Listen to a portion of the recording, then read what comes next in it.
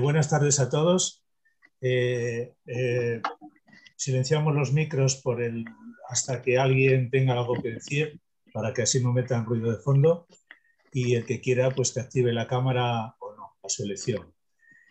Bueno, hoy tenemos a Manuel Antonio González, que es uno de los mayores especialistas que tenemos en España sobre el gallo.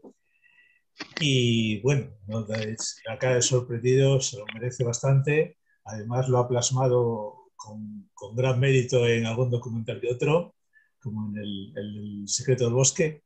Y bueno, pues tú mismo, bueno. Bueno, pues muchísimas gracias por la presentación, Félix. Un placer participar de la Universidad Popular de La Ciana, un lujo y vamos, que dadas las circunstancias me parece una manera estupenda de hablar un poco, en este caso, de algo tan de La Ciana como es el urogallo, ¿no? Os adelanto a todos los que estáis por aquí, ya que, mira, justo ahora estamos enmaquetando un libro que va a ser monotemático del urogallo, que lo va a editar la Universidad de León, y justo estas semanas estamos enmaquetándolo. Entonces, si cuando acabéis la charla seguís teniendo mucho interés, estar atentos, porque en breve pues saldrá el libro ese, que, como os digo, va a ser monotemático. El documental ya está un poco anticuado incluso, porque es de 2016, pero vamos, el libro, digamos, que va a ser lo más novedoso en ese aspecto, y en breve lo tendréis en primicia, porque ya os digo, está en maqueta ahora. Y nada, sin más, como me había recomendado Félix, yo creo que, si estáis todos de acuerdo, intento echaros la charla lo más ligera, liviana, digerible posible, toda seguida, y después, al final del todo, hacemos un debate, o cualquier pregunta que os surja las dejamos para resolver al final. ¿Os parece? ¿Os parece bien así? Para que yo vaya un poquito más rápido y luego al final tengamos también más tiempo para poder debatir en el caso de que haya dudas. Vale. Bueno, pues sin más, me voy a ayudar de una presentación de PowerPoint. No sé si ahora ya empezáis ahí un poquito a verla. Imagino que si no es así, Félix, me echas el alto, ¿de acuerdo? Vale. La charla la hemos titulado La encrucijada del urogallo cantábrico. Bueno, empezamos por el principio. Todos los que estáis aquí seguramente sentís algún tipo de admiración e interés por este pájaro, porque llama la atención por lo bonito que es. Pero bueno, ¿qué es un urogallo? Vamos a empezar por el principio. ¿Qué es? Pues eso también es un urogallo, es una hembra, una urogallina, porque el famosete es el macho, ¿no? Pero la hembra está ahí, y al final pues pasa más desapercibida, es menos famosa, pero es igual que el urogallo, es urogallo también. Quiero resaltar con esto el dimorfismo sexual de esta especie, que es muy, muy marcado, como veis, ¿no? Ahí tenéis un macho y no tiene a priori nada que ver con lo que parece una hembra. Pero bueno, todos sabemos que son urogallos. Ahí os he puesto dos fotos de dos verdaderos urogallos cantábricos. Luego hablaremos un poquito más de subespecies y demás. Disculpad si oís por ahí algún ruido de fondo de algún lloro, pero bueno, se soluciona ahora mismo. Bueno, pues el urogallo, que os queda aquí la presentación oficial en cuanto a su taxonomía hecha, es un ave tetraónida, que tetraónidas, para que os hagáis una idea, hay 20 especies en el mundo, urogallos y parientes del urogallo, con las particularidades de que las tetraónidas solo viven en el hemisferio norte. Son vegetarianas todas ellas, comen frutos, comen hierba, comen hojas, y se caracterizan desde un punto de vista etológico, de comportamiento, por tener unos cortejos muy complicados. Entre ellos el urogallo es un claro ejemplo, ¿no? Y bueno, al estar todas ellas distribuidas en el hemisferio norte, sí que además tienen unas características físicas adaptadas a climas fríos. De hecho, el urogallo cantábrico es, de todas las 20 especies de tetraónidas que hay, la la subespecie de urogallo cantábrico, es una de las subpoblaciones más meridionales dentro de toda la distribución mundial de las 20 especies de tetraónidas, que ahora os voy a seguir presentando. Ahí tenéis una distribución mundial de esas 20 especies. Si os dais cuenta, aquí tenemos en China la distribución del grébol chino, que es todavía más meridional, pero en lo que es Europa no hay nada, no hay ninguna otra especie de tetraónida por debajo de la cordillera cantábrica. En Norteamérica es un mapa muy grueso no es un mapa ni mucho menos de detalle, pero las poblaciones más meridionales de las gallinas de las praderas, como esta que tenéis ahí, de la gallina de Atwater, que es una subespecie de gallina grande de las praderas, que ahora mismo está mantenida únicamente con cría en cautividad, está extinta en libertad, digamos, estaba por debajo del urogallo cantábrico, pero en general el grueso de las poblaciones de tetraónidas están en las zonas frías. Ahí es la zona de las praderas de Norteamérica, donde hay unas especies concretas de tetraónidas. Ese sería el paisaje típico de una pradera norteamericana, las típicas praderas de Bailando con Lobos, de los bisontes, y que ahora mismo es uno de los hábitats más degradados del planeta y no quedan apenas praderas originales. Por tanto, estas especies de pradera, algunas de ellas están al borde de la extinción. Aquí os pongo un par de fotos a la izquierda, Tympanucus cupido, que es la gallina grande de las praderas, y a la derecha el Centrocercus urofasianus, que es el gallo de las artemisias. Es una especie, es la tetraónida más grande de Norteamérica. La gallina de las praderas es más de zonas de pradera pura, de hierba, y el Centrocercus urofasianus, el gallo, el 6 grados, el gallo de las artemisias, es más de zona de matorral alto. Pero bueno, para que veáis la morfología de unos primos del urogallo, pero de pradera. En las zonas más norteñas hay otras especies adaptadas a esos climas, a esa zona del hábitat que denominamos taiga, zonas abiertas, alpinas, que en la cordillera cantábrica encontramos únicamente por encima de los 2000 metros, pero que en el norte de Europa o en el norte de Norteamérica pues dominan el paisaje desde el nivel del mar, ¿no? Pues ese tipo de paisaje tiene otras especies de tetraónidas propias.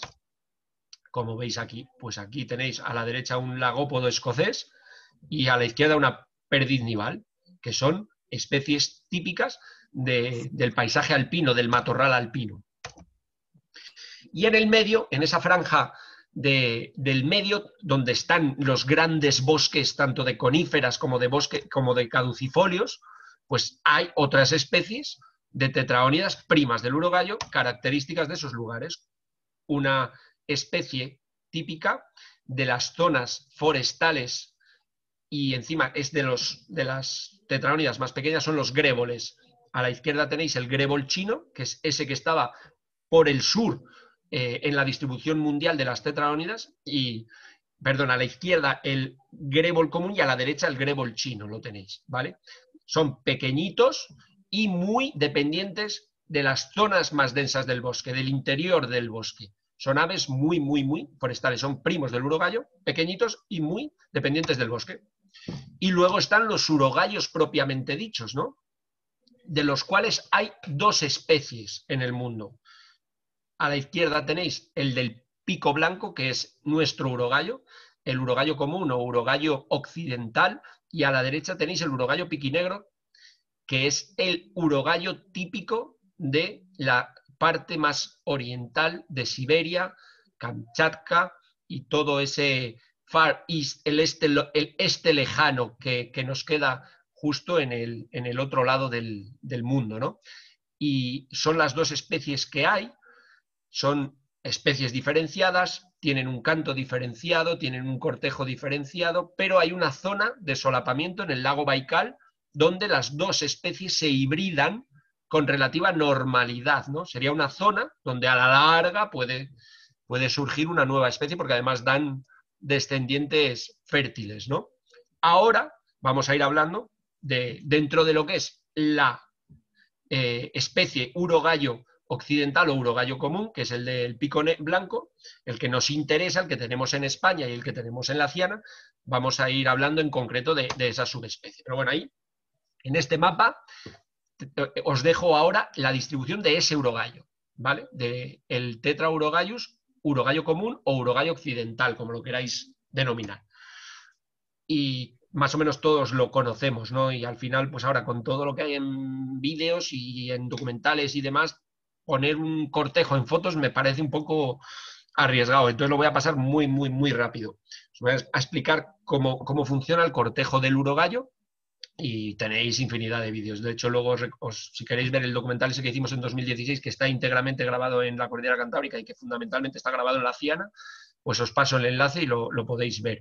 Pero bueno, para que os hagáis una idea, esto es un cantadero de Noruega, a principios de la época de celo, en el que bueno, los machos se exhiben para atraer a las hembras. Es una especie polígama, donde un macho intenta copular con muchas hembras y, por supuesto, ninguno de los machos se encarga del cuidado de las hembras, ¿no? Digamos que sería el comienzo de la época de reproducción. Esto sería el apogeo de esa época de reproducción, el momento en el que las hembras eligen un macho. Esto es una foto muy exagerada, ¿eh? Es algo que los rusos, que digamos es donde más urogallos del mundo hay, es una especie cinegética allí y están acostumbrados a verlos en grandes grupos, cosa que aquí ya no tenemos, pues a este momento concreto del apogeo del celo lo llaman el día del gran baile. ¿Se da en la Cordillera Cantábrica? Claro que se da, pero es muy complicado que suceda porque ahora quedan muy pocos urogallos.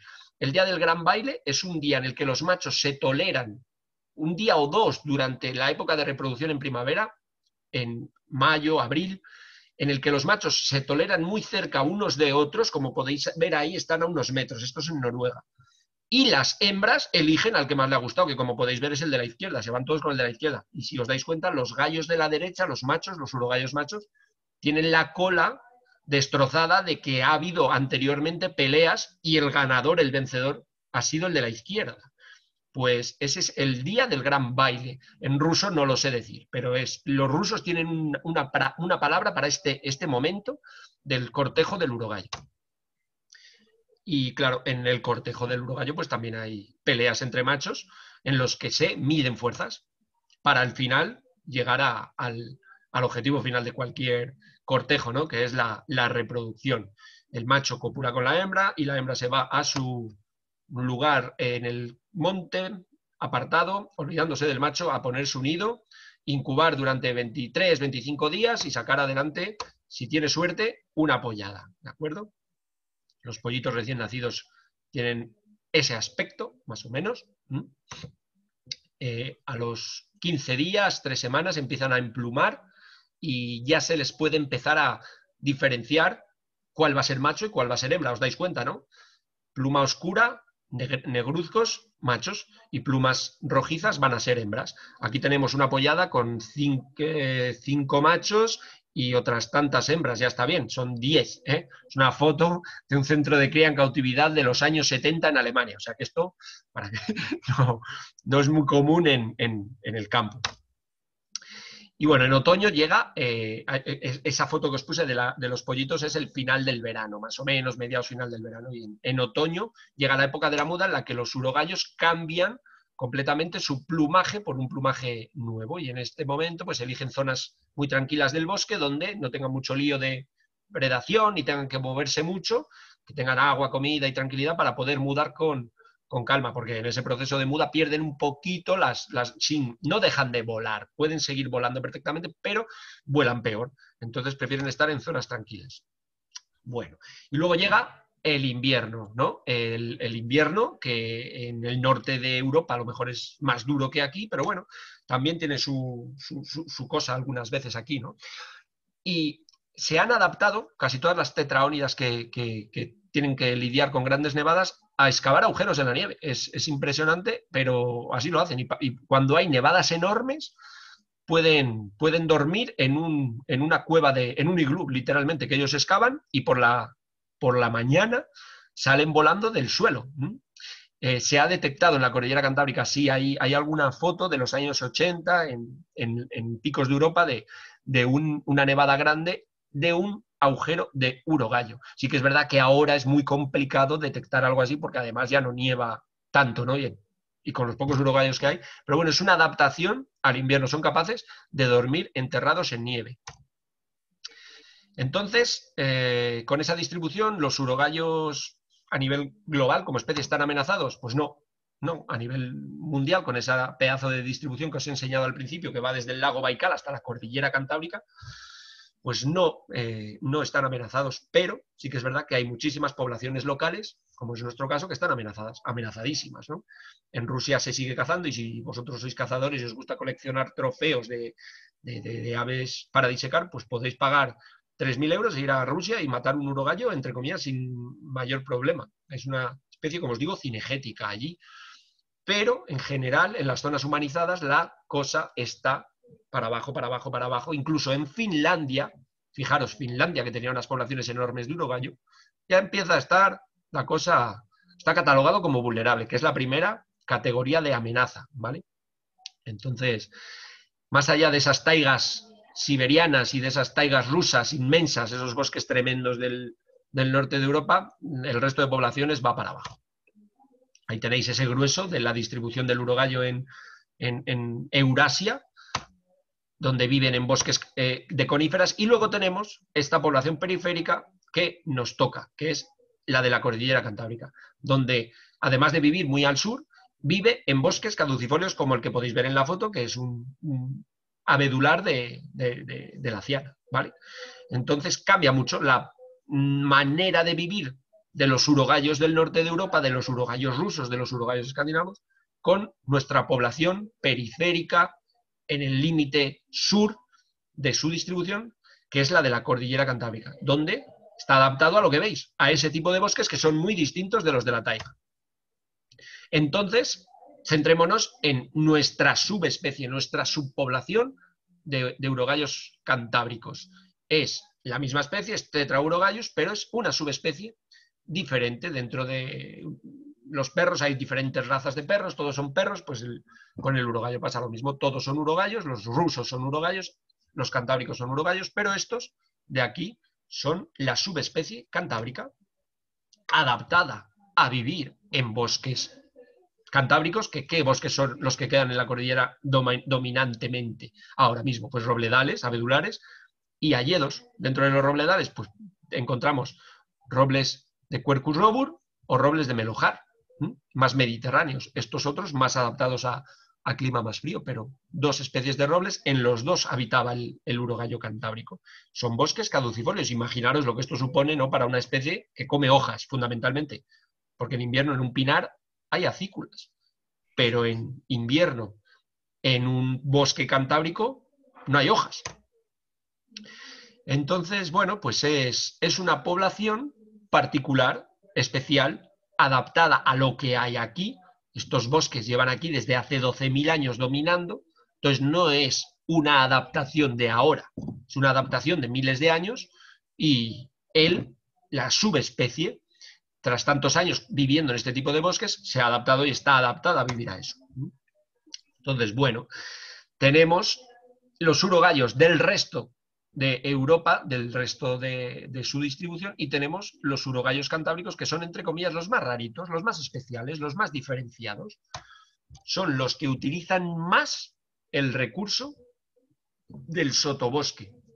¿Por qué? Porque, claro, aquí nieva menos que en Rusia y incluso en invierno tenemos acceso a arándanos, a escobas, a urces, que salen en el sotobosque porque no quedan totalmente cubiertos con la nieve y porque además es de lo poco que queda de comer. Son capaces de comer acebo, son capaces de comer el tejo, lo poco que hay verde o parecido a verde durante el invierno cantábrico. ¿De acuerdo? Entonces eso se ha visto como los urogallos cantábricos usan más tiempo que los urogallos del norte en el suelo, buscando alimentos de suelo. Si viviéramos en un pinar, nos poníamos en un pino que nos gusten sus acículas y podemos pasarnos ahí días y días enteros del invierno. En la cordillera cantábrica, más allá del pinar del Illo, donde ya no quedan urogallos, no se puede hacer. ¿Vale? Entonces, Pues esto hace que tenga una ecología muy distinta.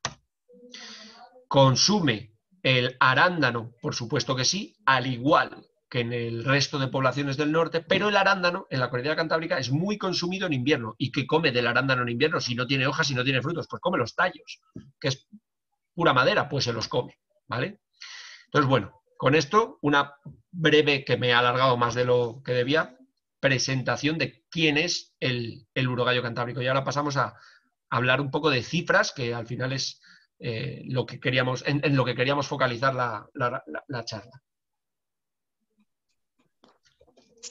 ¿Cómo está la población de urogallos cantábricos? Estatus de conservación.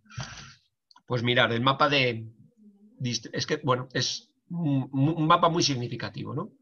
En gris claro tenéis los circulitos donde había urogallos en los 80. ¿Os fijáis? Tenemos Cantabria, urogallos en Cantabria, bastantes cantaderos. En Lugo, en Palencia.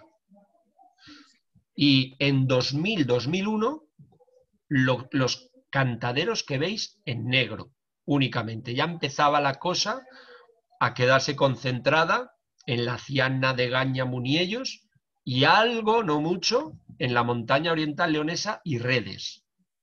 Esto es hace 20 años. Había ya muchas poblaciones, las de los bordes, que siempre son las primeras en desaparecer en un proceso de extinción, que se habían eliminado. Ya no había urogallos en Cantabria, ya no había urogallos en Galicia. Se nos estaba la población quedando separada en dos grandes subpoblaciones. La subpoblación occidental, Villablino y alrededores, la subpoblación oriental, Picos de Europa y alrededores. Y por el medio, muy poco urogallo. La zona de Pajares, en esa zona de la montaña central quedaba ya muy poco urogallo. Occidental y oriental. Vale. Esto es lo mismo, pero con un mapa de prensa, ¿vale? Se hablaba en aquel momento, 2000-2001, de 157 cantaderos ocupados. Cantaderos ocupados, ya sabéis lo que significa, al menos un macho y una hembra que puedan reproducirse. ¿Puede tener un cantadero más machos? Sí, pero la media de los cantaderos por aquel entonces ya no pasaba de 2 urogallos. En 2006 ya 120 cantaderos ocupados. Eran censos que se hacían al canto yendo a los cantaderos, los guardas y agentes y personal de medio ambiente, biólogos, a intentar escuchar cantar a los machos, ¿no? Era el método tradicional. Este método, hasta esa época, era el que se utilizaba. Cuando tenemos tan pocos urogallos como tenemos ahora, ese método no sirve de gran cosa. Para que veáis un poquito la disminución que hubo en 2011. En 2011 las poblaciones, esto es de Asturias, si os dais cuenta, esto está sacado de la Nueva España, de 35 machos en toda Asturias, desde que en los 80 había casi 300. ¿No? O sea, eso es un declive del 90%, ¿no? Distribuidos por ahí. Con el censo al canto podemos hacer estimas más o menos aproximadas de los bichos que quedan, ¿vale? No podemos exactamente saber número exacto, es imposible saber el número exacto de urogallos. Sí que es verdad que hay técnicas que son las que se están utilizando ahora, que son más afinadas que los censos al canto, pero en aquel momento pues eran censos al canto y se hablaba de 500 ejemplares, bueno, ¿vale? Una distribución que había pasado de ser de 3.500 kilómetros cuadrados a 1.700 kilómetros cuadrados. En la actualidad es la mitad de eso. O sea, el declive, para que os hagáis una idea con esta gráfica que hemos preparado rápido, sería algo así. En Asturias Central, desde el año 82, que había datos, hasta el año 2000, fijaros el declive que hay. Pero es que si nos vamos, bueno, aquí es la extinción de Cantabria, la población oriental de León cómo pega un bajón tremendo, y la parte oriental de Asturias, lo mismo. Vamos ahora a ver el Alto Sil, Villablino y alrededores, cómo es hasta el año 2000 el último gran bastión, el superviviente, el que parece que el declive es menor. En Asturias Occidental, que es la continuación de Villablino por la parte asturiana, pues la cosa estaba más o menos igual, un poquito peor, pero más o menos igual. Y Galicia, los Ancares leoneses, extinción. Proceso de extinción del Ebro, en el que las poblaciones de los bordes de la distribución son las primeras en desaparecer. Cuando tienes una población tan pequeña de urogallos tan distribuidos en una zona tan complicada como los bosques de la cordillera cantábrica, que son muy empinados y son difíciles de censar, no es lo mismo que ir a censar a un bosque plano de Escandinavia, pues hay que pasar del método de censo al canto e intentarlo por otras vías. A partir del año 2010 se comienza a utilizar la genética, recoger excrementos frescos y plumas en campo para intentar caracterizar genéticamente a los individuos e intentar hacer un censo. Este fue un estudio que hizo la Universidad de Oviedo y publicó en 2014. Cogió toda la zona occidental. Todavía quedaba algún urogallo en la zona oriental, pero ya muy pocos. Cogieron, digamos, el mejor bastión, donde quedaba la mejor subpoblación de urogallos cantábricos en aquel momento. Y muestrearon todos los cantaderos ocupados para recoger excrementos y plumas y analizar genéticamente esas muestras. Y estimaron una población mínima de 56 urogallos, con un margen de error de como el 30% para arriba, el 30% para abajo. ¿Por qué? Porque incluso con la genética, tú cuando haces una recogida de genética no es el 100% de la población. Tú no estás cogiendo excrementos ni plumas de todos los individuos. Estás cogiendo de los que te encuentras, pero no miras el bosque, el suelo del bosque tan perfecto como para coger el 100%. De hecho, ¿qué se vio en este estudio? Pues que estaba sesgado hacia los machos. Salían muchos más machos que hembras. ¿Por qué? Pensaréis, ¿por qué? Si la distribución suele haber un macho por una hembra. Pues porque los excrementos de hembras, las hembras hacen un uso diferente del hábitat, se meten en zonas más densas, más alejadas de la zona de cantadero, y estos estudios se centraban en los cantaderos tradicionales, ¿no? Donde fundamentalmente están los machos. Bueno, pues eso, censos genéticos, que es lo que se utiliza hoy en día. Y el último censo genético, el último censo que se ha hecho de urogallos en la cordillera, se ha hecho en esa misma zona y han salido 292 ejemplares. Esto es el número mínimo. Está claro que no se habrán recogido todos, pero por lo menos quedan entre machos y hembras 292 ejemplares, distribuidos entre Villablino y Degaña y Omaña y Ibias, Muniellos. Es el censo más actualizado y pues es desolador, porque realmente es una población muy, muy, muy pequeña. Pero bueno, tenemos eso, esos datos son los últimos, son los datos con los que ahora juega la administración para tomar medidas de gestión y de conservación, y es lo más actualizado. ¿Podemos comparar estos datos con los datos que se cogían en los 80 en los cantaderos? No. No tiene nada que ver un censo genético con un censo al canto, ¿no? Entonces, ¿son comparables? No. Seguramente si se hubieran hecho censos genéticos en los 80, hubieran salido más urogallos de los que salieron al canto. Sí, cierto. Pero hay una cosa que es innegable, que es que la distribución se está concentrando en la zona de Villablino, la Ciana, Alto Sil, Omaña, Degaña, Muniellos e Ibias. Y ahora mismo en la montaña oriental no hay reproducción de urogallo constatada. Que puede quedar algún bicho por ahí, anecdótico, sin posibilidades de reproducirse, ¿no? Entonces, aunque no sean datos comparables, los de los años 80 con estos últimos censos genéticos, porque no se utilizó el mismo método, es absolutamente significativo cómo se ha reducido el rango de distribución. Y eso es indiscutible, ¿no? La cosa es gravísima. Bueno, pues en base a una situación así, tiene que haber una legislación y unas leyes que intenten recuperar la población hasta unos niveles viables que, bueno, que la UICN considera que son 500 ejemplares, todos dentro de una misma subpoblación. Si los tenemos divididos en dos subpoblaciones no conectadas, la oriental y la occidental, tendría que haber 500 en una y 500 en otro. O conseguimos unirlos a través de esa montaña central, que sería la zona de Pajares y demás, o si no, necesitaríamos 500 en la parte de acá y 500 en la parte de allá. Es mucho más interesante intentar unir, pero la situación ahora mismo no invita a pensar que se pueda conseguir ese objetivo de 500 ejemplares, ¿vale?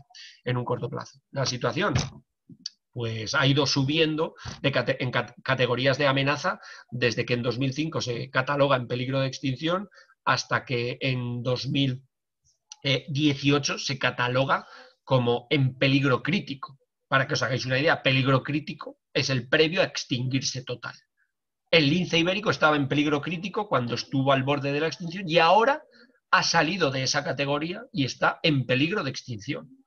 El urogallo lo ha hecho al revés.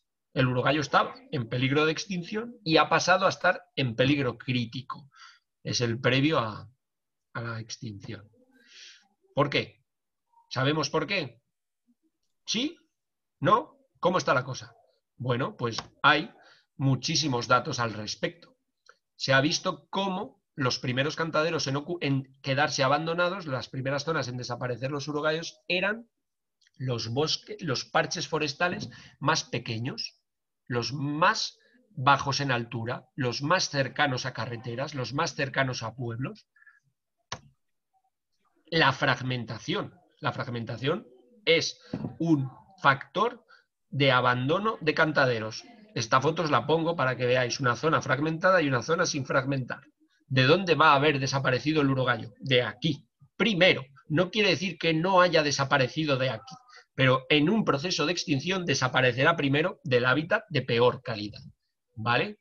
Y ahí está estudiado desde hace ya más de 15 años cómo esos fragmentos forestales, esos parches de bosque cantábrico que estaban más fragmentados o más cerca de zonas humanas, fueron los primeros en quedar abandonados, o simplemente en altura, ¿no? Porque es verdad que los bosques cantábricos, los que están mejor conservados son los que están más altos, porque están más lejos de los pueblos y la actividad humana llega peor.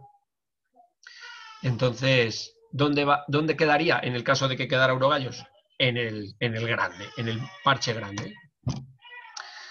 Y quedó claro con ese estudio que se hizo en 2006 también en la Universidad de Oviedo, la fragmentación del bosque en todas sus variaciones. Dentro de fragmentación entendemos una mina a cielo abierto, un parque eólico, una carretera, un pueblo, una línea de alta tensión, una carretera, o simplemente cortar el bosque, ¿no? Todo eso es fragmentación, pues eso es un factor de declive del urogallo.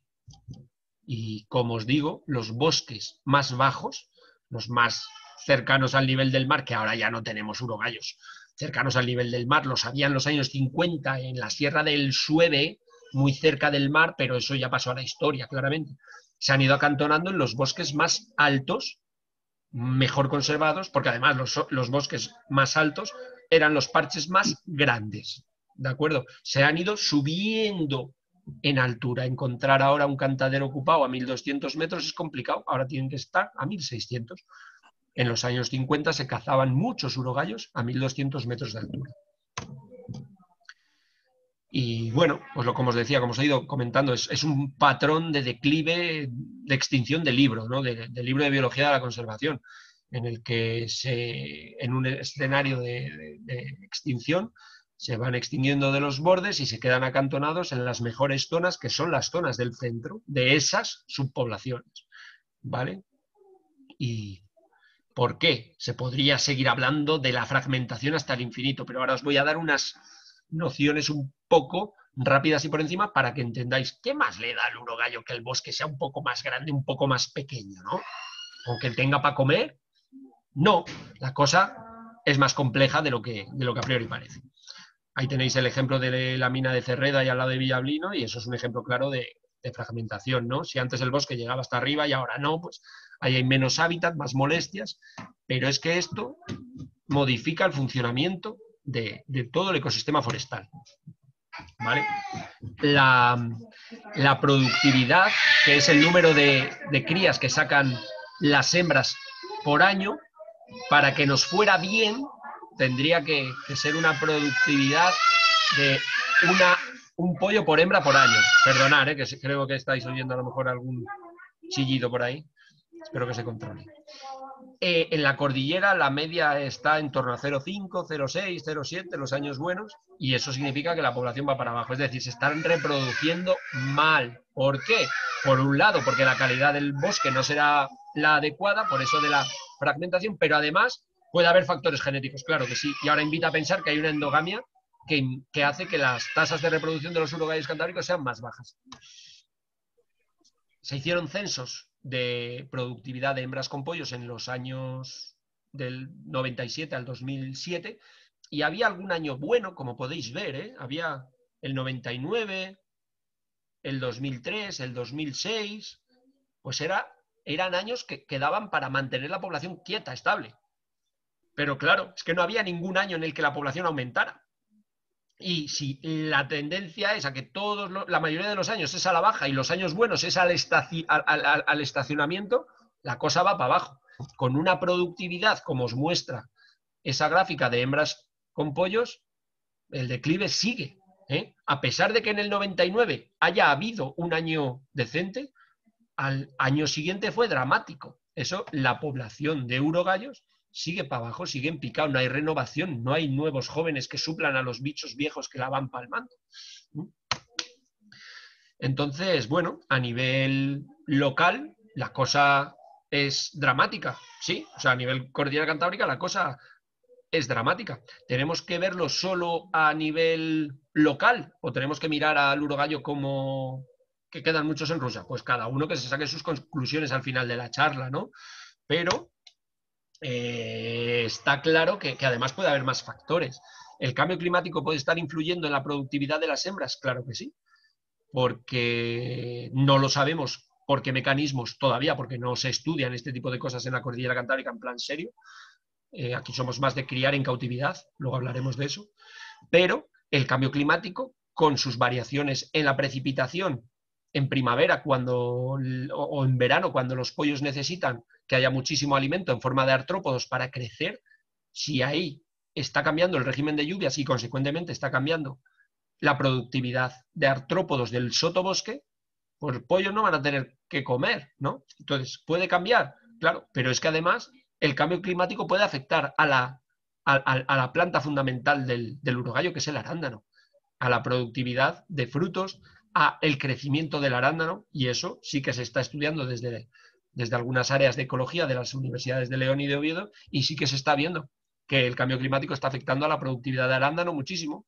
¿Es extrapolable a que la productividad de urogallo, consecuentemente de la baja productividad de arándano, puede estar afectada? Pues puede ser, no está estudiado, pero claro que hay ahí una posible consecuencia del cambio climático.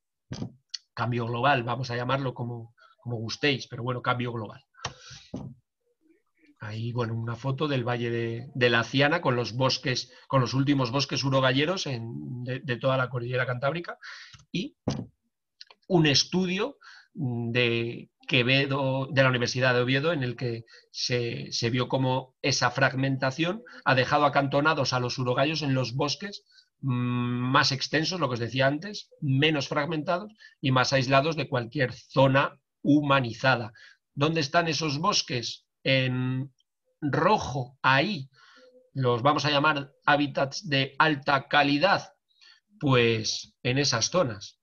Lo rojo es lo que es de mayor calidad. Aquí veríais el mapa de toda la cordillera asturiana con un mapa de calidad de hábitat en rojo. Lo rojo sería lo ideal, pero la realidad es que luego solo quedaban urogallos en el rojo de aquí, de la izquierda. O sea que a pesar de que el mapa de calidad del bosque decía que los bosques todavía de redes eran buenos, en redes ya no quedaban gallos. Pues eso es consecuencia otra vez de la fragmentación. Llamarlo fragmentación por diferentes métodos. Yo os pongo ahí varios, pero ya os digo, carreteras, parques eólicos, etcétera, etcétera, etcétera. ¿Y por qué la fragmentación puede afectar a esto? Pues, por ejemplo, la fragmentación puede afectar a la cadena trófica del bosque. Esta es una cadena que he hecho como he podido, pero es para explicaros que en un bosque sin fragmentar, la presión que los predadores pueden hacer sobre el urogallo es mínima. No hay ningún predador especializado en consumir únicamente urogallos. El urogallo está ahí, es una presa, no es un carnívoro, está ahí para que se lo coman, pero no hay nadie que esté súper especializado en comer urogallos. Es decir, los predadores van a comer un urogallo de vez en cuando, pero el urogallo en un hábitat de calidad va a poder huir perfectamente de la mayoría de los ataques de los predadores.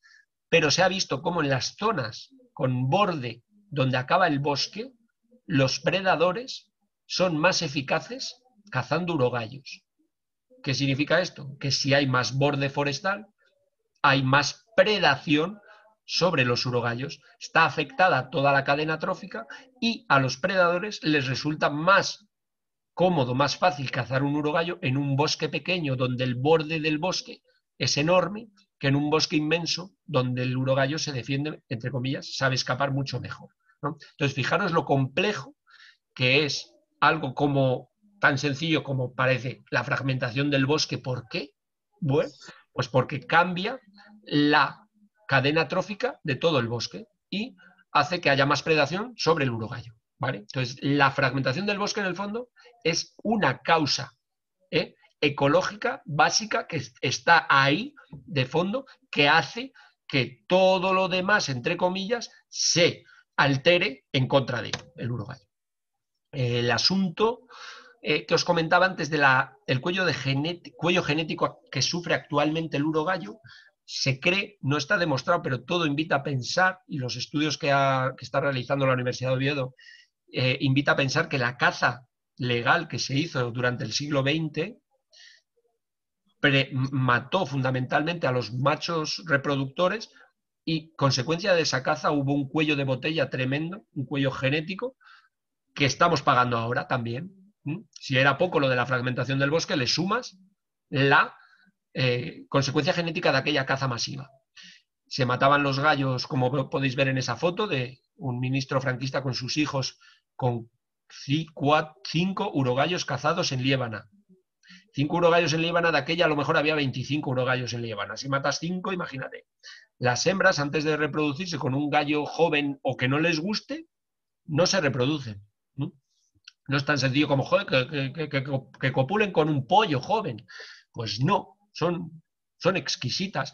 ¿Y qué pasa? Que a los cazadores de trofeos les interesaban los gallos más grandes, los gallos más bonitos, los machos dominantes, los que más se iban a reproducir. Ese gallo que estaba bailando con todas las hembras en la foto que os puse en el principio del gran baile de los rusos, pues eran los mismos machos que les gustaban a estos cazadores. Entonces, la presión cinegética de aquel momento se está pagando ahora mismo.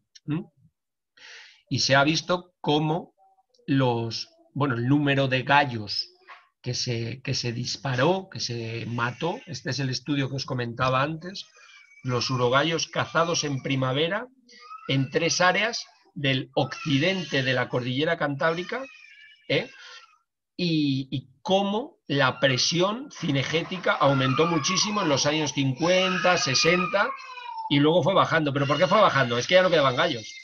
Es que ahí empezó el declive tremendo. Después de esa época de que cazar un urogallo era lo más snuff y lo mejor que se podía cazar en España, después de 10 años con una presión tremenda sobre esos machos, ya no había gallos que cazar. Entonces, del 65 al 71 se siguió cazando, pero ya a la desesperada y muy pocos gallos. Y a partir de ahí ya se veda y se pasa a proteger. Pero la caza fue brutal. Nos dimos cuenta muy tarde, claro que sí, muy tarde, porque se autorizó la caza de una población que ya era pequeña de por sí, porque llevaba 10.000 años en una zona periférica y nunca había estado sometida a presión cinegética. No había escopetas antes de la guerra civil en los pueblos de la cordillera, muy pocas. Fue consecuencia de aquella caza y eso lo estamos pagando ahora. Se pierde la diversidad genética, aunque el macho copule con la hembra, esa hembra va a producir pocos huevos o huevos infértiles o los pollitos van a nacer enclenques y no van a triunfar. Y se vio perfectamente cómo la caza sobre los machos produjo un cuello de botella en los machos, pero también en las hembras. ¿Qué quiso eso? ¿Qué significa eso? Pues que ese cuello de botella se ha ido arrastrando en la reproducción, en los hijos de... ¿no? Bueno. ¿Qué se hace para intentar parar todo esto? Pues se intenta, seguramente con muy buenas intenciones desde las administraciones, parar el declive del urogallo.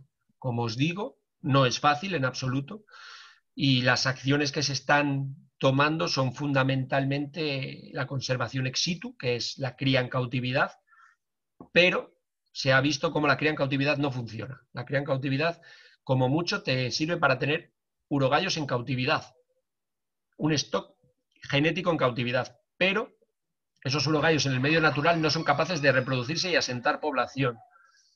Siguen empeñados en criar en cautividad, lo cual estaría muy bien si no tuvieran que sacar ejemplares del medio natural. Pero para criar en cautividad tienen que coger huevos del medio natural. Esto es conflictivo mucho. Desde un punto de vista científico, es insostenible. No se puede, en una población tan pequeña, extraer huevos de la naturaleza que quizás tengan viabilidad de manera natural y puedan asentar población y reproducción en ese monte, para llevarlos a un centro de cría en cautividad que lo único que te va a servir es para tener, en su caso, más urogallos cautivos. ¿Por qué? Porque los urogallos cautivos está muy bien tenerlos, pero no nos sirven para recuperar la población.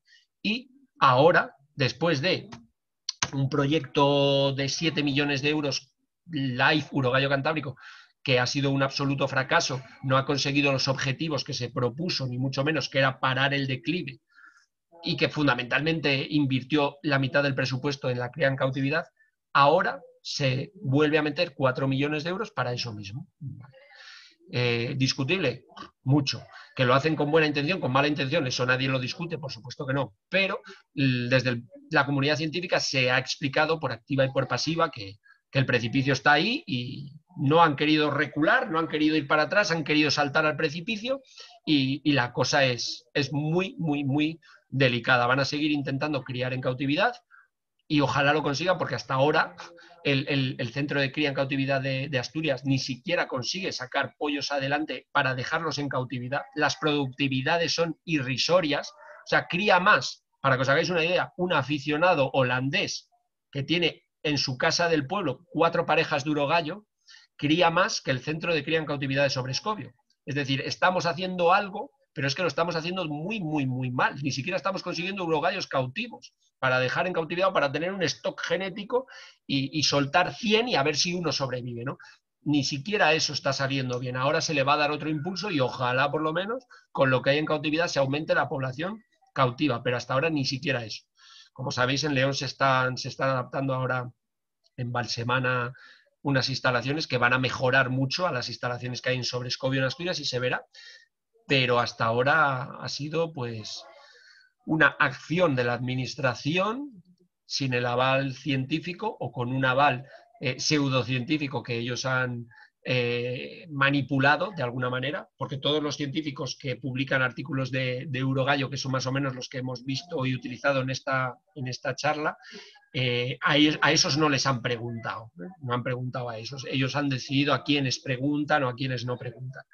Entonces, las acciones para la conservación del urogallo, que son todas esas que vemos ahí, no han dado sus frutos, ni mucho menos. La retirada de carnívoros, que a priori parece algo como inmediato, si quito la predación debería de aumentar la población, es algo que es inviable a gran escala. Es imposible hacer un control en el tiempo mantenido en la distribución actual del urogallo cantábrico. Se puede hacer en zonas pequeñas y ver qué pasa durante unos años. En el momento en el que dejes de sacar predadores, los predadores van a recuperar sus zonas. Y las martas, por ejemplo, van a reproducirse más y mejor a medida que tú quites más. Es decir, cuando dejes de trampear, van a entrar más fuertes, entre comillas. Es una adaptación típica de los carnívoros en poblaciones controladas por el hombre, ¿no? Pues el asunto es complejo, claro que es complejo. ¿Qué posibilidades o qué deberíamos de tener muy claro? Que los últimos bosques donde quedan urogallos tienen que ser tratados como santuarios. Y cuando decimos santuarios, decimos eso, zonas que no se pueda cazar en ellos, que no se puedan hacer batidas de jabalí, que no se pueda meter el ganado, que no se pueda hacer actividad humana alguna, porque sabemos que en los bosques mejor conservados son donde los urogallos consiguen reproducirse y sacar de manera natural pollos adelante, ¿vale? Entonces, bueno, seguiremos viendo muchas noticias y mucha prensa con el urogallo, porque es una especie mediática, no es tan mediática como el oso con el lobo, pero después de esos dos, en la cordillera cantábrica sería el más mediático, ¿eh? No tienen... el escarabajo pelotero no es mediático, pero el urogallo sí lo es, ¿vale? Entonces vamos a seguir viendo noticias.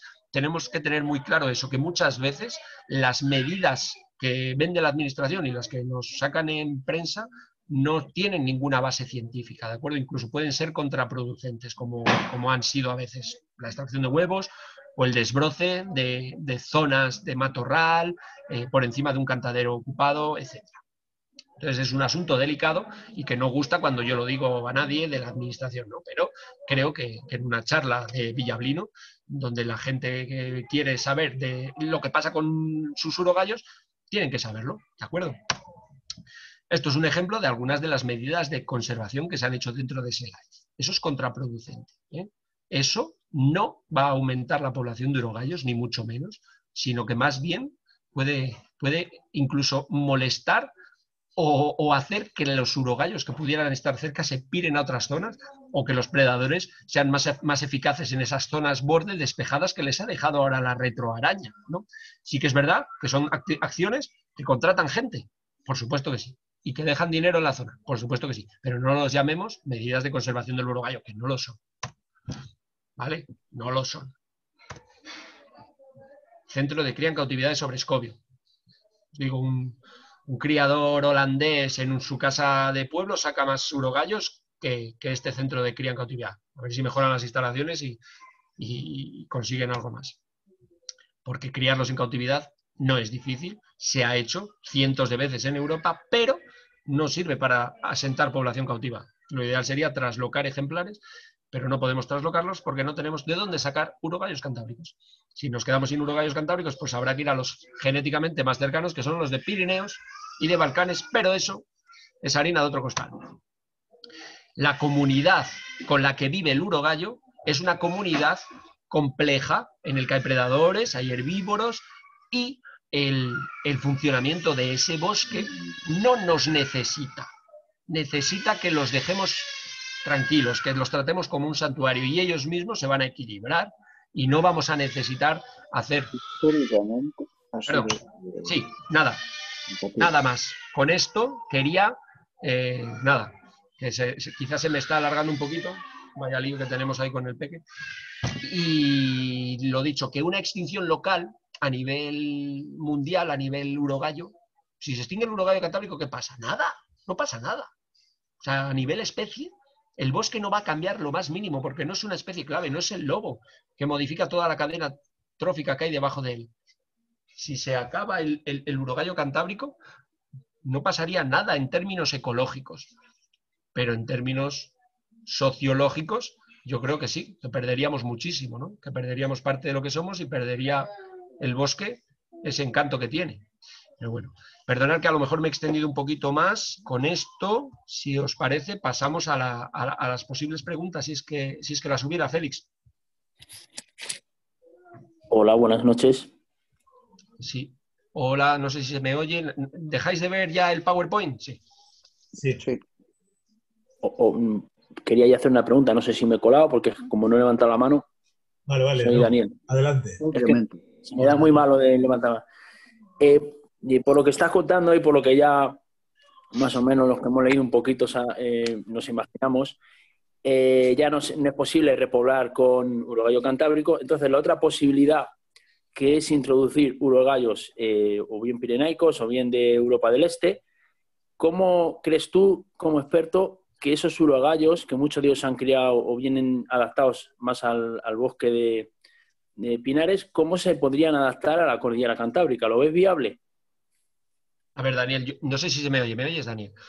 Sí, sí. Lo de repoblar con urogallo sería una medida dramática en última instancia cuando ya no, digamos, ya no hay reproducción natural en la cordillera cantábrica. mientras haya 2 hembras que se reproduzcan, no deberíamos de tirar la toalla, porque para que te hagas una idea, una buena hembra, una buena madre, una buena hembra reproductora de urogallo, en el apogeo de su edad reproductora, entre los 3 y los 6 años, puede dejarte en un monte 15 urogallos adultos. Esas hembras son importantísimas. O sea, no tenemos que pensar en repoblar trayendo de Carrefour urogallos, no. Tenemos que pensar en que lo que hay se reproduzca de manera natural, para que ellos mismos recolonicen el hábitat cuando el hábitat esté en condiciones de ser recolonizado, ¿no? Lo de repoblar con urogallos de otras zonas es la última medida, y aparte sería una lástima, como tú bien dices, porque perderíamos la genética pura cantábrica, ¿no? Esto ha pasado ya con los osos de Pirineos. Los osos de Pirineos, la genética pirenaica está diluida ya, quedaba un macho cuando trajeron las osas eslovenas, trajeron las osas que no se pudieron llevar de la cordillera cantábrica, hubiera sido ideal, porque genéticamente los de la cordillera eran los que más se le parecían, pero no se podían mover todavía osos de la cordillera cantábrica, entonces se llevaron osos de Eslovenia. Pero esa genética de oso pirenaico se ha perdido. Debemos hacer lo mismo con el urogallo, solo si no queda otra, ¿vale? Porque lo que dices tú, piensa que un urogallo, una subespecie adaptada a los bosques de coníferas, tiene genéticamente fijadas algunas pautas reproductivas en cuanto a épocas. Para que os hagáis una idea, los urogallos de Pirineos se reproducen, o sea, el celo del urogallo de Pirineos es curiosamente un poquito más tarde que el del urogallo cantábrico, cuando el del urogallo cantábrico debería, perdón, al revés, es un poquito antes que el del urogallo cantábrico. El del urogallo cantábrico, como estamos en una zona un poquito más meridional, debería de ser un poquito más temprano la época de reproducción, el celo del urogallo cantábrico. Pues no es así. ¿Por qué? Porque, claro, están adaptados a la fenología de los bosques caducifolios, cuando empieza a salir la hoja. Entonces, si traes urogallos de zonas de coníferas, tendrías que hacer el experimento con Coca-Cola muy bien hecho en cautividad antes, porque si no, a lo mejor le haces una introgresión genética que en vez de ayudar, acaba por extinguirlo del todo. Cuando haces una introgresión genética, es decir, enriqueces una población con genética de otro lugar, puede pasar que sea buena o que sea mala. Y claro, eso habría que hacerlo, el experimento con Coca-Cola en casa, en el centro de cría en cautividad, por si acaso, lo que tú dices. Pero como te digo, eso sería lo último. Ahora mismo hay que intentar que se reproduzca lo que tenemos en el monte. Muchas gracias, entendido. Por último, ¿eres optimista o pesimista? Depende del día, ¿no? Si leo el periódico, pesimista. Si enciendo la tele, pesimista. Y yo que sé, hay veces que si te das un paseo por el monte te entra el optimismo, pero realmente hay que ser pesimista. La situación es dramática. Ahora mismo el urogallo cantábrico es la especie que en todo el territorio nacional corre el mayor riesgo de desaparición, junto con el bisón europeo, ¿vale? Pero que es lo que a mí me toca más de primera mano el asunto del urogallo cantábrico, y no soy pesimista porque he visto al urogallo desaparecer de Picos de Europa. Y yo no, bueno, soy joven entre comillas, pero tengo casi 40 tacos, y yo cuando empecé a hacer mi tesis doctoral empecé en Picos de Europa. Y en Picos de Europa no queda nada, no queda ni un urogallo. Entonces la cosa es para ser pesimista, pero sí que es verdad que, bueno, yo desde mi batalla perdida sigo luchando porque no sea así, y sigo haciendo lo poco que puedo, ¿no? Que es educación ambiental y dar la vara mucho a los que tienen que tomar decisiones, que ya no me aguantan, pero soy en general pesimista, pero no tiro la toalla. Muchas gracias. A ti.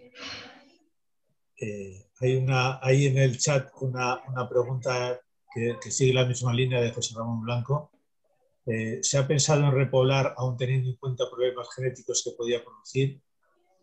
Sí, la verdad que lo valoran meter genética pirenaica en los centros de cría en cautividad de la cordillera cantábrica, y lo harían, entiendo, primero en cautividad, ¿no? Y ver cómo responden en cuanto a mezclar esas genéticas, y las tasas de reproducción mejoran.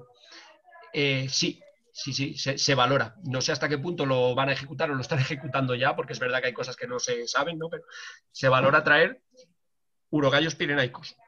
Si bien es cierto que el urogallo en Pirineos está ahora mismo recatalogándose de vulnerable en peligro de extinción. ¿Esto qué supone? Que no podríamos traer urogallos de la parte española, a lo mejor tendrían que traerlos de la parte francesa, donde todavía no está catalogado en peligro de extinción. Es delicado. Pero sí, se valora, tanto desde el Ministerio como desde la Junta, y ha habido movimientos de ese tipo para traer sangre pirenaica.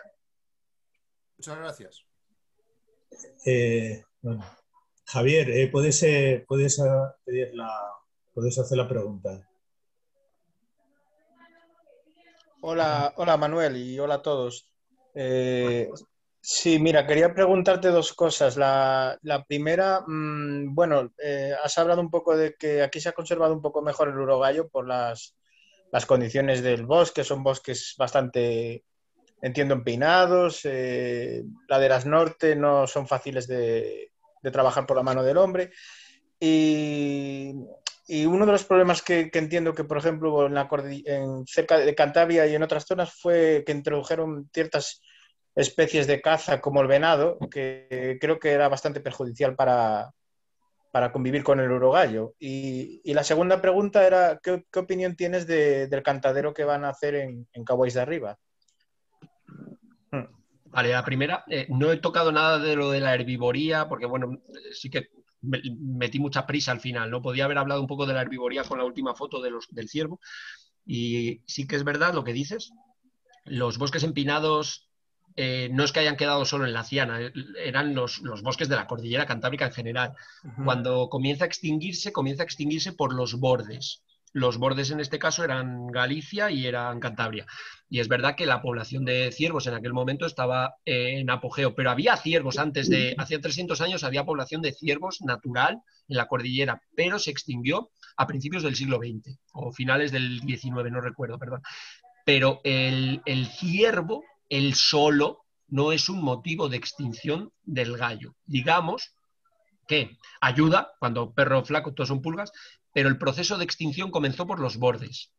Por los bordes. La herbivoría combinada de ciervos, vacas, yeguas, etcétera, todo junto, en una zona concreta, eso sí que puede ser un motivo de desaparición. Pero en el caso de Cantabria era por todo el cúmulo de cosas, pero porque es borde. En un proceso de extinción, esto es la distribución del urogallo. El centro va a ser donde aguante y se extinguen primero los bordes y queda en el corazón.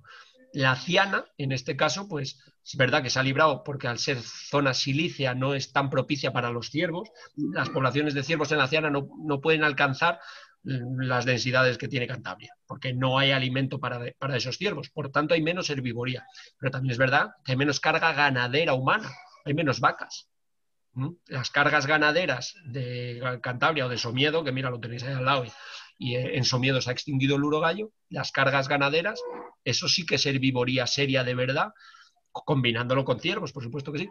Y ahí sí que invita a pensar la ciencia sí que te invita a pensar con lo que hay publicado ahora mismo, además en la cordillera, que donde la herbivoría combinada de todas esas especies, porque comen mucho más una vaca que un ciervo, esa sí que es un factor de declive. ¿Por qué? ¿Qué mecanismos? ¿Cómo afecta al urogallo? Se supone que afecta a la fitness, afecta al éxito reproductivo, porque las condiciones de esos urogallos, al tener menos comida, costarles más acceder a ese recurso, se van disminuyendo esa fitness, esa capacidad reproductiva, y al final el urogallo, compitiendo con esos herbívoros, tienen las de perder siempre, obviamente, ¿no? Y el cantadero de Caguáis te refieres al de la casa del centro de interpretación, sí. Lo que llaman el voladero de urogallo cantábrico. Sí. Sí, el voladero, sí, perdón, el voladero. A ver, esto es una idea enfocada al turismo, para que la gente pueda ver una pareja de urogallos cantábricos que van a llevar probablemente algunos urogallos troquelados o locos del centro de cría de Sobrescobio, y van a estar ahí. Pues, ¿qué quieres que te diga? Si en Sobrescobio es tan fatal, a lo mejor ahí están hasta mejor, no sé. Pero de ahí no puedes obtener muchas crías, ¿eh? Porque van a ser urogallos locos seguramente encima. Entonces va a ser turístico. A mí me encanta que la gente vaya y pueda verlos, por supuesto que sí, pero eso no es una medida de conservación, ¿eh? Eso no, eso es otra cosa. Pero bueno, seguramente para el turismo sea un revulsivo interesantísimo. A ver, Robert, tienes la palabra. ¿Se me escucha? Sí. Sí. Hola, hola Manu, ¿qué tal? Yo te escucho desde Asturias. Hola, y Robert. quería hacerte, bueno, lo primero decirte que me ha gustado mucho la charla, porque el urogallo es una especie que me fascina, y estoy muy de acuerdo contigo en que la pérdida ecológica, si se extingue, no es muy importante, ¿no? Porque los depredadores tienen más presas, pero sí que a nivel sentimental y emocional creo que la pérdida sería muy importante, ¿no? Porque yo imaginarme los bosques del occidente cantábrico, que es donde quedan, sin urogallos, como están ahora en la parte central y oriental, me produce una sensación de tristeza, de vacío, de que el bosque está incompleto, ¿no? Entonces creo que hay que hacer todo lo posible por salvarlo. Tengo aquí, no sé si lo ves, el documental que dirigiste, de El secreto del bosque, que me he visto esta tarde, hacía años que no lo veía. Bueno, hay partes que me entristecen, como la parte de la caza, ¿no? Donde se ven las barbaridades que hicieron. Y quería preguntarte, que he leído que vas a publicar un libro del urogallo, ¿no? Quería preguntarte cuándo estará disponible. Vale, pues nada, Robert, muchísimas gracias por la pregunta.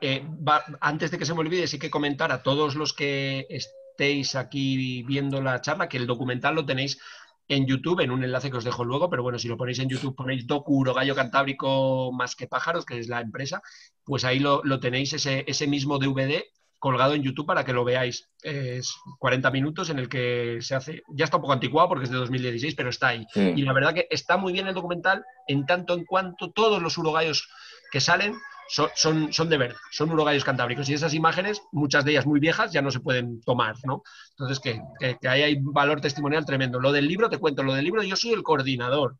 Es un grupo de 12 biólogos que han trabajado, y biólogas, que han trabajado con el urogallo desde los años 70. Es decir, va a ser una recopilación histórica.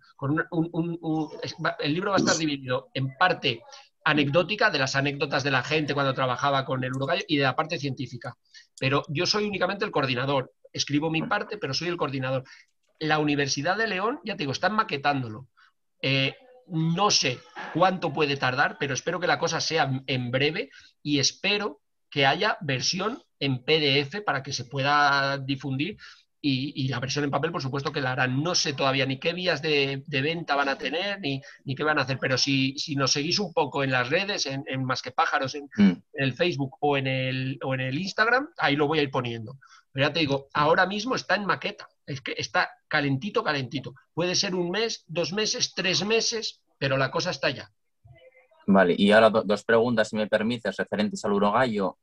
En Asturias se valoró la posibilidad, creo que fue hace 1 año, relacionado con el tema de los depredadores, de reintroducir el lince boreal, para que el lince boreal actúe como controlador de esos mesodepredadores, de martas, de zorros, ya que la justificación que leí, que se dijo, fue que en Europa el urogallo comparte hábitat con el lince boreal, y pues el lince boreal actúa como un superdepredador forestal, controlando estos mesodepredadores que depredan sobre el urogallo. Entonces quería preguntarte qué te parecería esa idea de retomar el lince boreal que pobló la cordillera cantábrica hace unos siglos.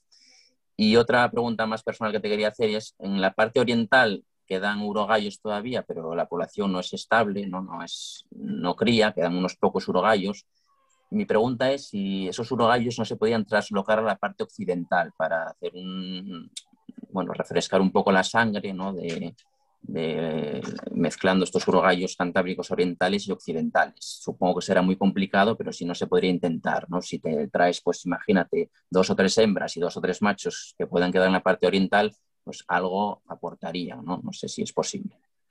Bueno, pues me preguntas ahí me abres la caja de Pandora. Son preguntas complejas y te voy a dar mi punto de vista, que al final es el punto de vista de un don nadie, entre comillas, porque son asuntos que tienen muchísimo trasfondo. Lo del lince boreal es algo muy emotivo, desde un punto de vista social seguramente muy bien visto, porque joder, el lince mola, ¿no? El lince mola, Cantidubi es un bicho que es guapísimo y a todos nos molaría tener, pero es que realmente los bosques cantábricos no están capacitados para albergar linces boreales ahora mismo. No hay comida para esos bichos. Esos bichos son fundamentalmente dependientes de lagomorfos. Y la población que puede haber de liebre cantábrica, de liebre piornal, no es en absoluto significativa.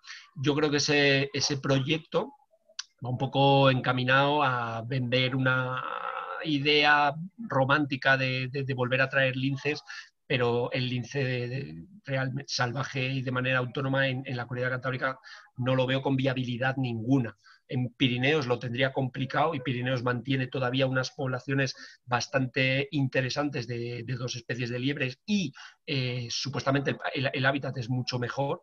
E incluso en la Cordillera Cantábrica no le veo, porque ahora mismo creo que no hay condiciones adecuadas pese a lo que nos vendan en esos grupos, esas organizaciones que quieren mover ese hilo. Quizás va vinculado al Rewilding Europa, el proyecto este que tiene muchísimas versiones, desde traer bisontes a zonas valladas, lo cual es ganado, o quebrantahuesos al nacimiento del Tajo, lo cual es genial. Esto todo es rewilding, pero claro, hay rewildings muy basados en ciencia y otros que no tienen ni pies ni cabeza, ¿no? Yo creo que el del lince se acerca más al de los bisontes. Podrían tenerlos en cautividad. Los linces sueltos yo creo que no irían a ningún lado. Entonces, bueno, yo creo que hay que conservar lo que tenemos y que los urogallos que están, se reproduzcan como puedan. Entonces, lo del lince no lo acabo de ver. Es mi opinión. Soy un absoluto profano en ecología profunda del lince boreal, como te digo.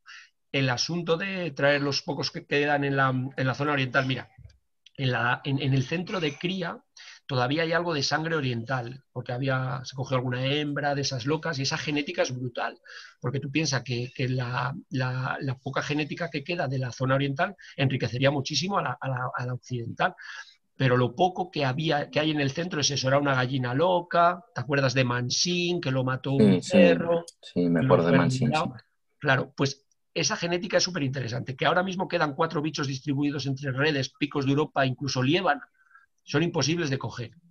Eso es imposible de capturar, ya te digo, porque tienen una superficie y unas áreas de campeo tan tremendas que no hay equipo de biólogos preparado para coger eso.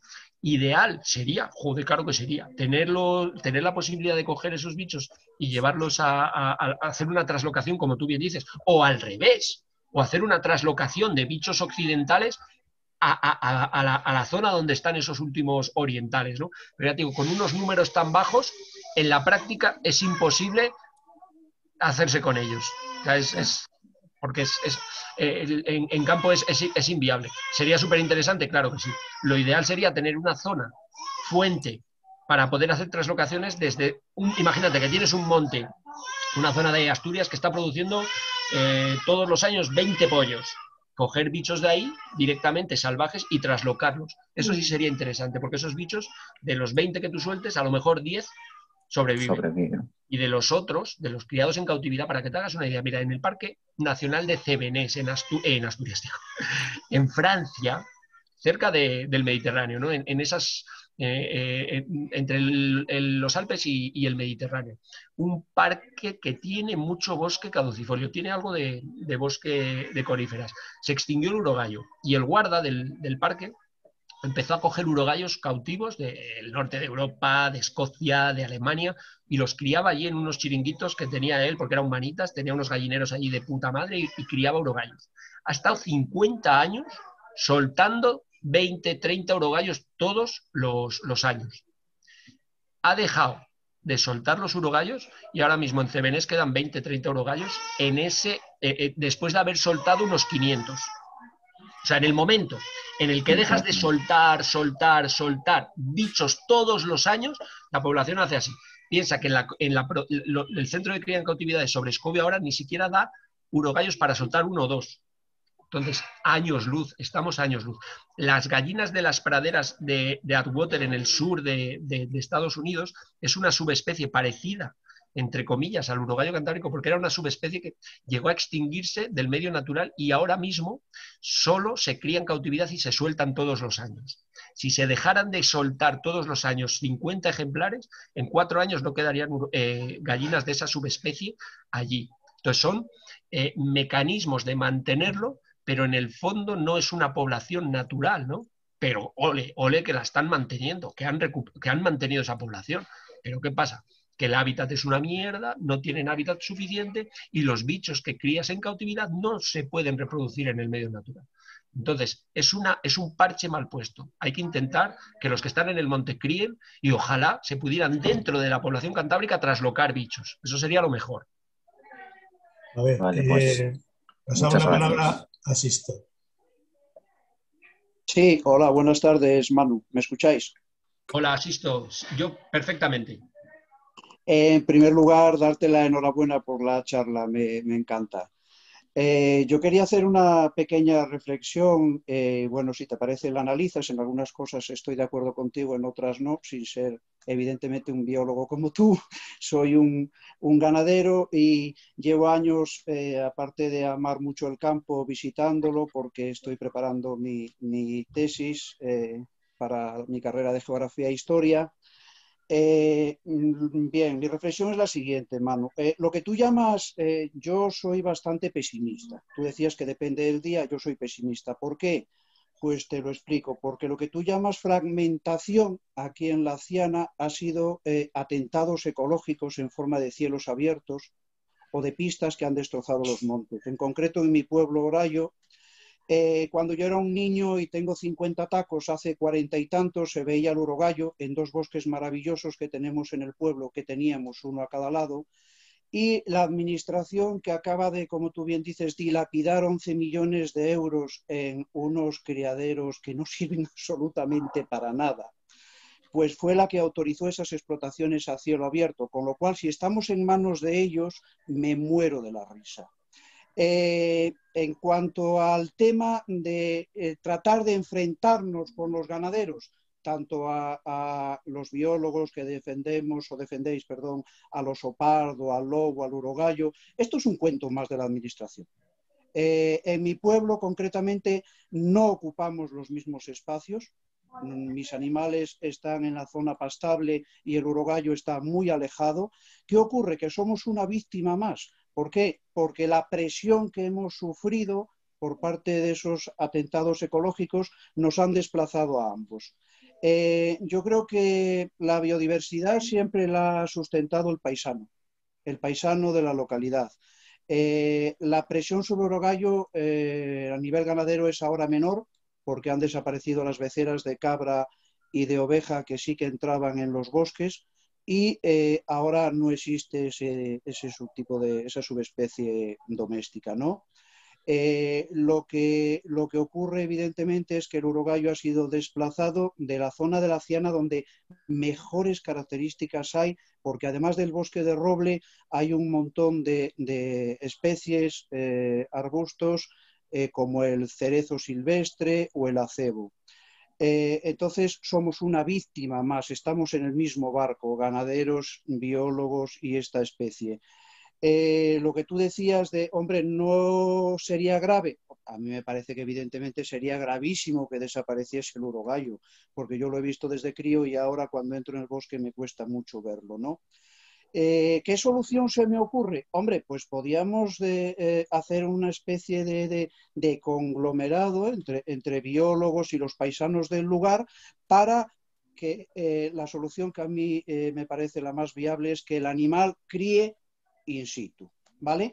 Pero la administración no contenta con esa fragmentación que provocó, ahora que tenía la solución en sus manos, con la repoblación de los dos cielos abiertos en concreto de los que te hablo, ¿con qué lo repuebla? Con piorno. Y yo me pregunto, coño, ¿yo debo ser muy tonto o muy listo? ¿Por qué no se ha repoblado con árboles, por ejemplo, que creen, pues eso, frutales silvestres, que pueden servir, además de para el urogallo, para el oso pardo?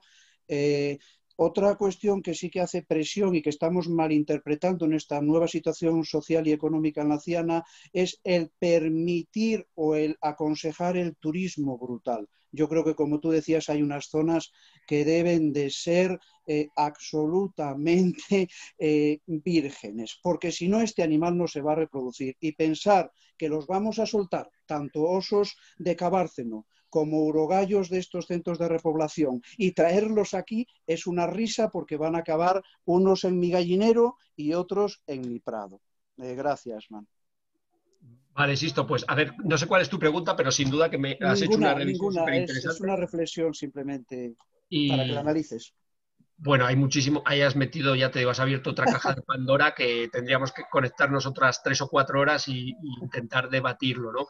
El asunto, yo te lanzo 2 preguntas. Primera, los urogallos llevan en la cordillera cantábrica, al menos con las condiciones de los bosques caducifolios, 12.000 años, y los ganaderos no lleváis más de 2.000.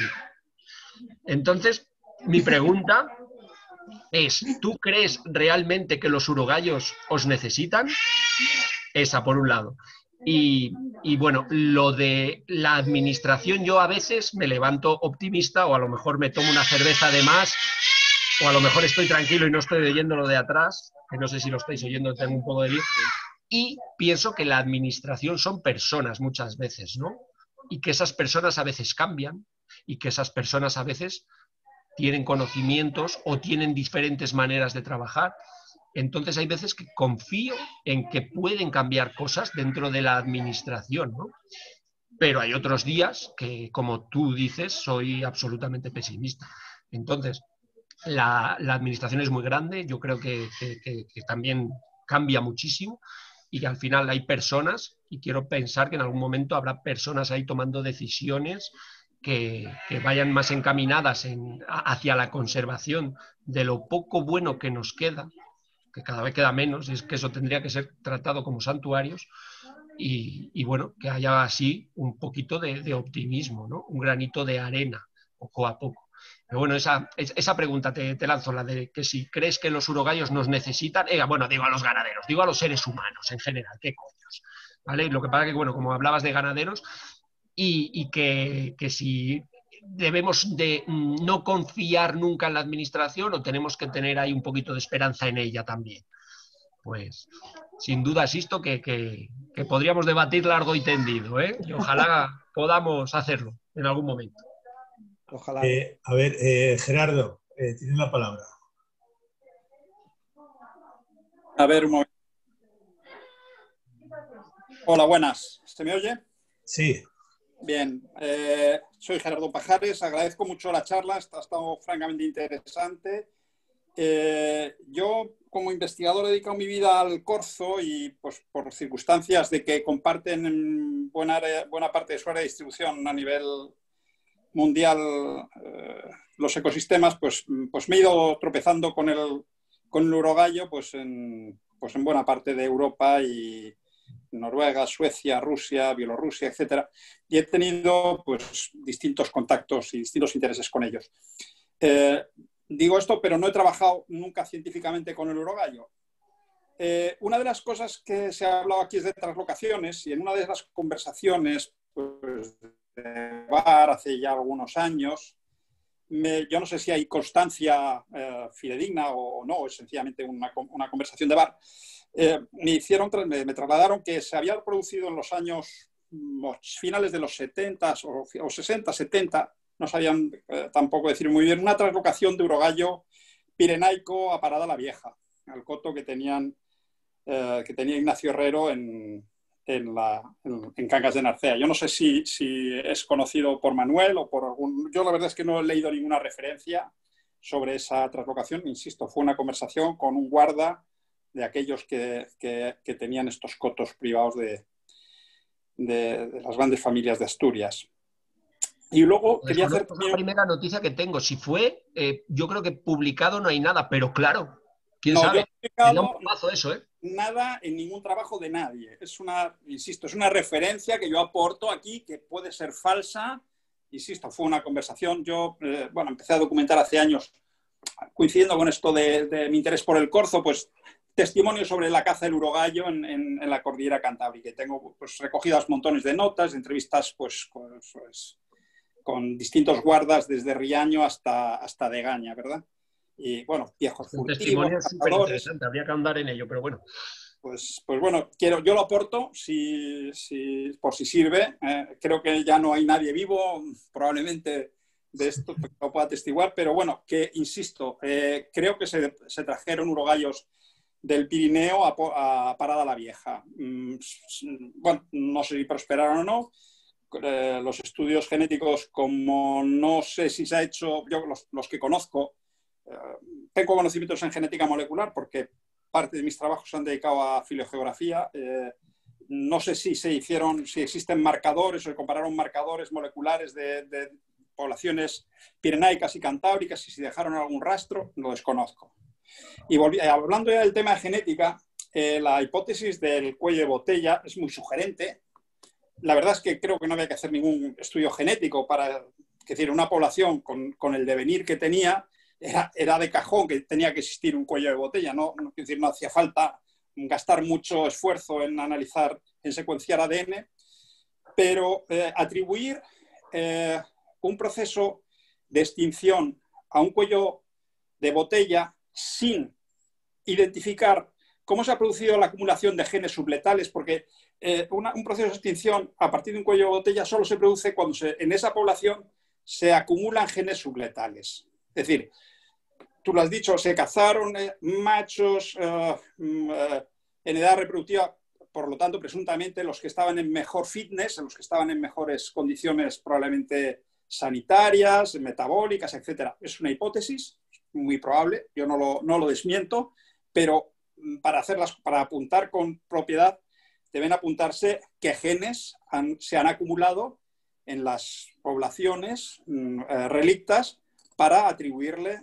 a ese cuello de botella, porque por otra parte sabemos, y concretamente en cérvidos, en los que he trabajado, que existen poblaciones con bajísima o casi nula variabilidad genética y sin embargo son poblaciones súper prósperas. Por ejemplo, en España el gamo.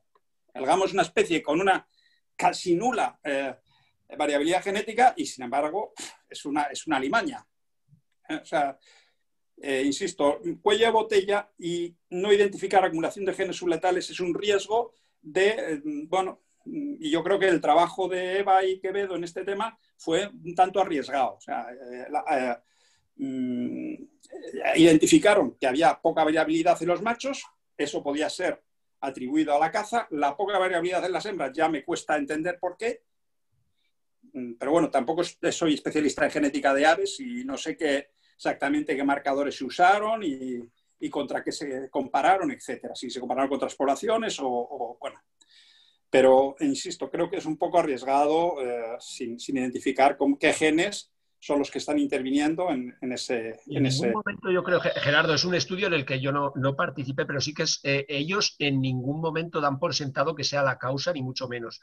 Abren la ventana y dejan la puerta abierta para que se investigue más. Y en su caso, el trabajo efectivamente no, pero luego en manifestaciones, en prensa, en manifestaciones en foros, blogs, etcétera, sí se ha apuntado un poco en esa dirección, ¿no? Yo conocí a Eva trabajando con salmones hace muchos años,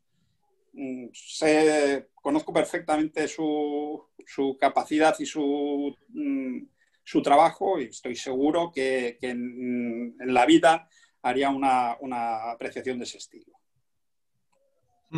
Sí, ya te digo, los estudios sugieren que podría ser, pero en ningún momento aseguran. Y yo creo que lo del cuello de botella, si dije en algún momento que era un factor de declive, era el factor de declive, no. Ahí estaba intentando explicaros el batiburrillo en el que pueden estar implicados todos esos factores. Y en un cuello de botella en el que simplemente disminuya la tasa de reproducción, ya sería un motivo más, ¿no?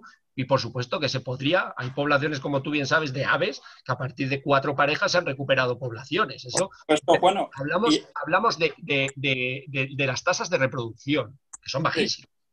Bueno, yo, si me permites, yo sigo desde hace ya unos cuantos años la página web del gobierno noruego sobre tablas de caza. Y bueno, el comportamiento de las tetraónidas en su conjunto es súper caprichoso y en general en Escandinavia en franco declive.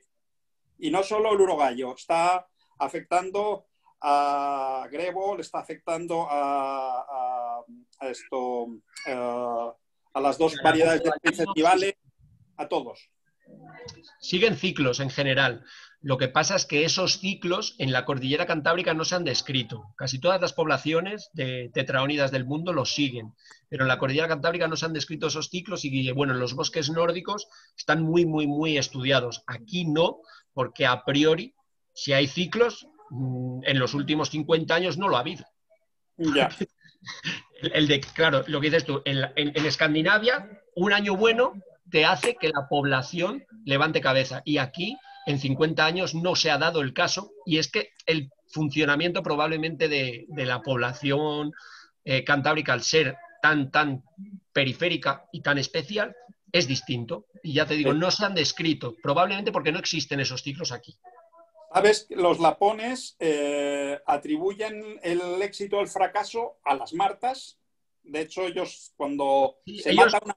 En Escandinavia está muy bien descrito y va vinculado a las explosiones de topillos. En el momento en que las martas se centran en cazar topillos y se olvidan. Efectivamente, es la marta, el año que hay topillos, hay urogallos, el año que no hay topillos, la marta caza urogallos. Pero es lo que te digo, es algo que aquí, a priori, no. Ya. A ver, bueno, vamos a seguir. Pues nada, muchas gracias. Vale, gracias, Gerardo. Gracias, Gerardo. Creo que lo que comentas es muy interesante y si es posible de alguna manera que podamos mantener un privado o algo así, me gustaría ponerte en contacto con un compañero que le puede resultar muy interesante lo que dices. Vale, pues encantado. Venga, pues luego chateamos ahí, si te parece. Muy bien, perfecto. Gracias. Vale. A ver, nos pregunta también, a ver, ¿qué son urogallos troquelados o locos? Perdón, los urogallos troquelados o locos son los urogallos con comportamiento anómalo, que no tienen miedo al ser humano y que entienden por pareja a cualquier persona. Intentan reproducirse con un hombre, con una mujer o con una pelota de fútbol. Los urogallos locos tienen ese comportamiento. Los urogallos troquelados son los urogallos criados en cautividad que no tienen la capacidad ni los conocimientos para vivir en el medio natural. Troquelado, digamos, sería criado en cautividad. Y locos son urogallos salvajes que pierden el miedo al ser humano, pierden el respeto y quieren copular con personas. A ver, Eduardo, haz la pregunta en directo. No sé si se me oye bien. Sí. Se te oye, Edu, ¿cómo estás? Bien, Manu. Muchas gracias por la charla que ha sido magnífica. Gracias por estar. Bueno, la pregunta, digamos, primero quería un poco comentar que, como sabes muy bien, el monte cada vez está más lleno de vallados y de alambradas que causan una mortalidad no natural muy importante. Cada vez hay menos señalización ni se elimina ninguna. Y, en fin, nosotros vemos aquí que esto está aumentando y que puede ser un problema fácil, digamos, de corregir y con un poco de interés por parte de la Administración. Pero, por otra parte, también pienso que la Administración es el principal problema para la conservación del urogallo. Es el origen, digamos, de muchos de los problemas que tiene y no afronta con valentía los retos que puede implicar su conservación. Se dedica pues a estas cosas de mejorar su imagen, como es la reproducción ex situ, que para ella es un lavado de imagen, pero sabéis vosotros perfectamente que simplemente es un bluff, no sirve. Entonces, bueno, la pregunta concreta, digamos, que yo quería hacerte es que estamos viendo que las visitas a cantaderos en época de celo están aumentando mucho en esta zona y un poco, pues quizá pase a ser un problema mayor. Digamos, ¿qué problema tiene para la reproducción si estas visitas a cantaderos se masifican como se está viendo? Pues si esto es así, realmente es un problema, yo lo veo. Habría que intentar, bueno, lo ideal sería que no hubiera ese problema para no tener que analizarlo ni medirlo, ¿no? Pero yo creo que es un problema grave, gravísimo en función del número de personas que realmente estén visitando un cantadero, porque un cantadero con reproducción y visitas puede pasar a no tener reproducción, por las molestias directas en el momento del celo, ¿no? Entonces ese puede ser un problema directo con efectos en cortísimo plazo y, vamos, de los fáciles de arreglar, ¿no? Entonces el problema, pues enorme, si realmente existe ese problema es enorme. Y solucionable, pues al igual que lo de los vallaos, Edu, es súper fácil. Pero parece que nos gusta más dar proyectos grandes, Atraxa de 2 millones, 3 millones, 4 millones, que haya inauguraciones, que haya diferentes administraciones, ayuntamientos metidos en el medio y que salga mucho en prensa, a poder ser. Y seguimos poniendo parques eólicos, siguen muriendo urogallos con los tendidos, con los parques eólicos, pero claro, es que esos asuntos hay que ser un político serio, hay que ser una administración competente y no tener, entre comillas, pudor a la hora de aplicar medidas eficaces, ¿no? Parece que hay mediocridad en la administración, pero hay que pensar que la administración son personas y que en algún momento tiene que haber personas ahí que rompan esa tendencia.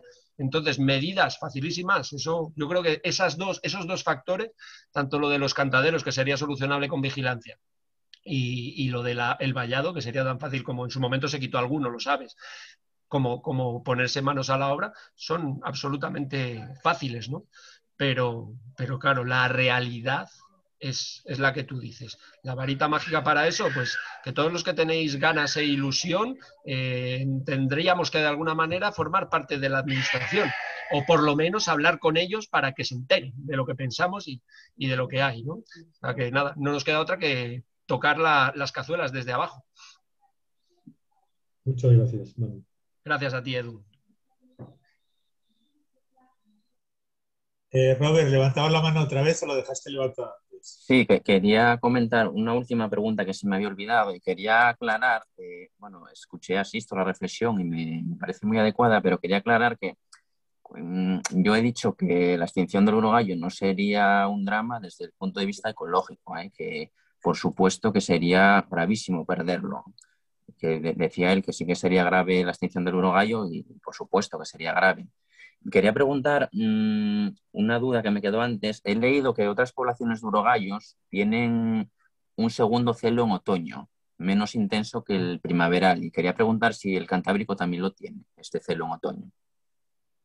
Manu. Lo que dices sí que es así. De hecho, fíjate, para que te hagas una idea, hay hasta celo en diciembre y en enero en los bosques de Noruega con 1 metro de nieve. Pero bueno, eso es cosas raras que pasan y los bichos les da por cantar y bailar cuando les da la gana, de vez en cuando, no pasa nada.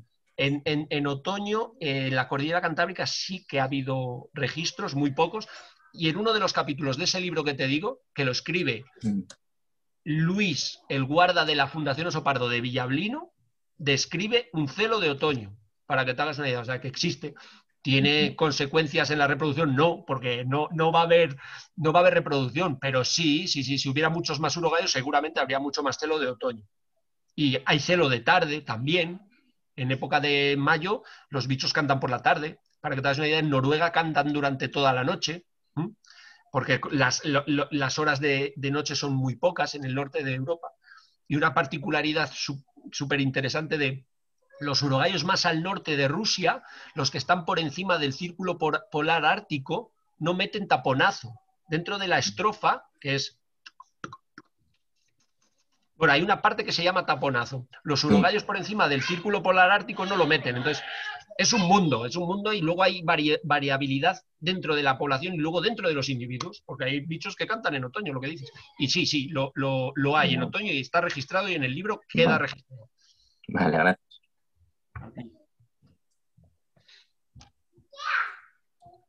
Bueno, ¿alguna pregunta más? Bueno.